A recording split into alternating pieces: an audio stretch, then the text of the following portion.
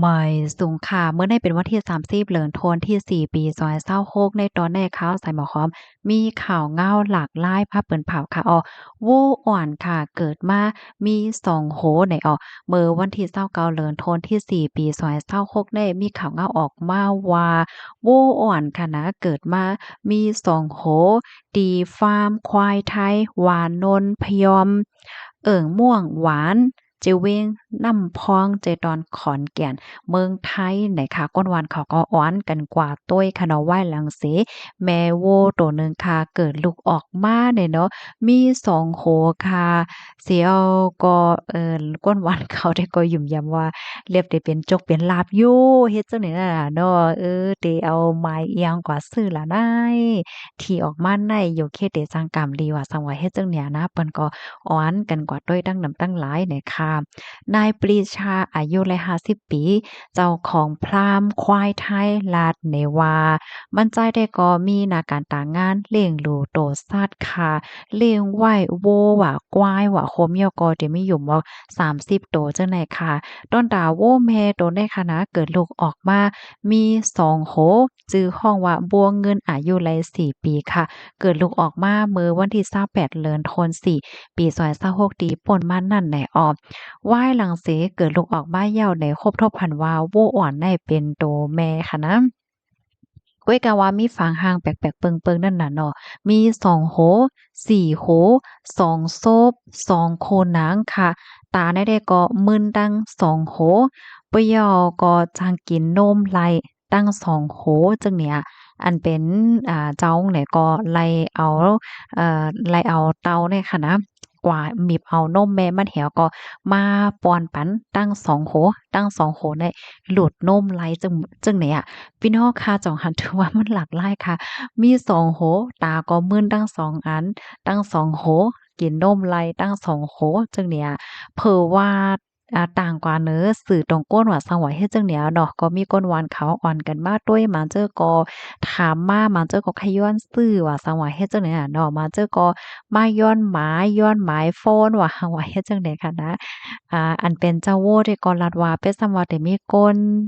ถามมาถามซื้อว่าในเซตาก็เตรียมขายเนาะได้ลุ่มลาด้วยถึงโว้อ่อนโตไหนไฮลีดีสุดว่าไหนตอนถ้าพี่น้องค่ะเขาเจออันใครจำกามโว้2โหได้เด้ก็ได้เขาลัดว่าได้ก็เรียบได้เป็น24อำนั้นก็42เนี่ยว่าย้อนก็เพราะว่าโว้โตไหนมันมี2โห4ขา4โห2โซ่เฮ็ดจังได๋เรียบได้เป็น2442ในว่าน่ะตอนตาผู้ใดไปดีใครจำกามว่าสังไว้เฮ็ดจังได๋ค่ะนะหลากหลายแต๊ๆค่ะเนาะพี่น้องเฮาค่ะด้วยคารุเนี่ยมี2โหเนี่ยนะ แค่พังอันพี่น้องคันและหันอยู่เมื่อเหลียวในเป็นอันแต่เป็นรองแต่ตีเกิดขึ้นค่ะน้อลูกดีข่าวเงาโหในเสและกำได้เฮาคามาถ่วมด้วยข่าวเงาเทียงโหนึงค่ะอันในก็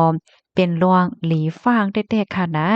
คิมซองอำนั้นก็มุนอันเปิ้นใส่ซองใส่ถุงเล็กๆเสียขายเนี่ยครบถ้วนพันว่าเป็นอันตุอันปลอมมันไหนค่ะว่าเมื่อวันที่29เดือนธันวาคมที่4ปี2026ในมีข่าวเงาออกมาว่า ตั้งฝ่ายผู้มีปนพรสี่อายปีเขาไล่โคมกันเสียก็ลงปื้นตีกว่ากดทัดด้วยปื้นตีอันเก็บไว้กลกาตั้งขายตีเอิงปากน้ำเจตอนสมุทรปราการและตีเฮิรนตึกลงตีหนึ่งอันมีไว้ตั้งพอตอนบ้างแค่เมืองเกาะกรุงเทพและตีเฮิรนอันมีไว้อยู่ที่ในซอยโป๊เป๊ะเขตปทุมวันเมืองเกาะกรุงเทพเนี่ยลวงเข้ากดท่าติ้งยอบในปอกำในได้ก่อเป็นมาว่ายหลังเสพมีปนพรเขาในและหับตึงลาตีก้นวานว่ามีลวงลักหลวมขายเคิงเฮ็ดหาง อันเป็นทุงเป็นซ่วงมิกหมายมันในได้ก่อจือเสียงใหญ่ลื่นหลังนั่นน่ะเนาะก้อยน่ะว่าเขาในซ้ำปลอมเฮ็ดเอาเหี่ยวก็เปิ้นแพร่ขายเน้อสื่อตรงก้นตั้งออนไลน์ในกาขันถูกหนาถูกได้ถูกว่าจังเนี่ยค่ะ ถึงดีก้นหวานก้นเมืองเขาเปิ้นก็หยุมว่าเรียบได้เป็นมือมันลดยอมคันกลและโยเนี่ยเสียก็อ่อนกันซื้อจังได๋นั่นน่ะเนาะ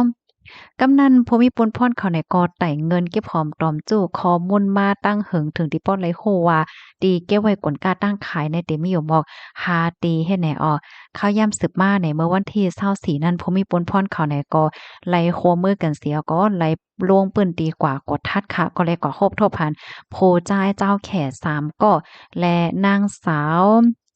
ปริญญาดาเนี่ยเนาะเนี่ยเป็นก้นเหตุการณ์ในค่ะเนาะแพ็กของว่าสังว่าจังเนี่ยค่ะ ก่อนในว่าแนโตว่าเป็นก้นลุ่มลาดด้วยถึงปืนตีอันเก็บกลค่าตั้งขายนั่นจึงไหนอ้อมภูมิพลพ่นเขาทัดด้วยเสอาโลเลยครบทบพันว่ามีนำเปใจเปข้อค่ะว่านะกลค่าตั้งขายเขานั่นเขาก็หางเฮียนเปิดตลาดขายตั้งออนไลน์เนี่ยอ้อเดมีเหมือนจังว่าคิมกันแลดว่าย่อกอคิมเคิงเฮ็ดหางมนๆพองๆเคิงเฮ็ดหางค่ะมน อันเฮ็ดให้นาเขี้ยมนาขาวว่าจั่งใดไหนนับส่วนโฮมทั้งหมดเนี่ยก็ได้มีอยู่หมอกเจียดเสียนปลายสี่เฮง85อันไหนอ้ออันเป็นนางสาวปริญญาดานั้นลาดว่ามันนางแต่โกยเป็น